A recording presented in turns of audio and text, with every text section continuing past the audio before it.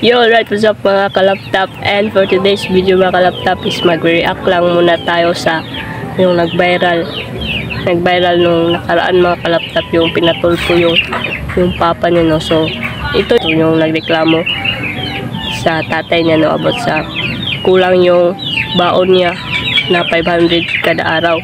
So ito mga kalaptop, sobrang short video lang talaga to mga kalaptop kasi gusto ko lang mag-react. So ito mga laptop, matagal ko to pinag-isipan na i-vlog, no. So ngayon mga laptop, yung masasabi ko lang doon is buti pa nga siya mga kalaptop, no, nga marami siyang or may tatay siyang nag-suporta sa kanya. Araw-araw pa yung mga kalaptop na 500 a day yung allowance niya, no. So sa kagaya natin mga laptop, kagaya ko mga laptop na teenager pa lang, so laking bagay na yun mga laptop na may allowance ka na 500. At sa pagkakaalam ko is junior high pa lang yun mga laptop, or iwan ko, basta high school pa lang siya. So ako mga laptop is college na ako, no. So yung 1 week ko pala mga laptop is ano lang 500 a week. So yung 500 din na laptop kasama na yung mga project ko doon, yung mga pangangailangan ko na mga printed materials para sa mga lessons namin. Yun na yun mga kalaptop. And hindi na ako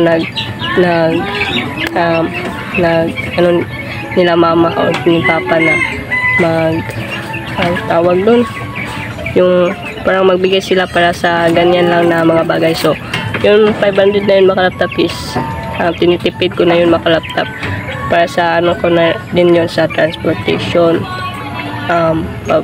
back and forth, yan, at mga yung snack din, at saka mga project na hindi naman kailangan na isabihin pa sa mga parents ko, no, sa parents ko.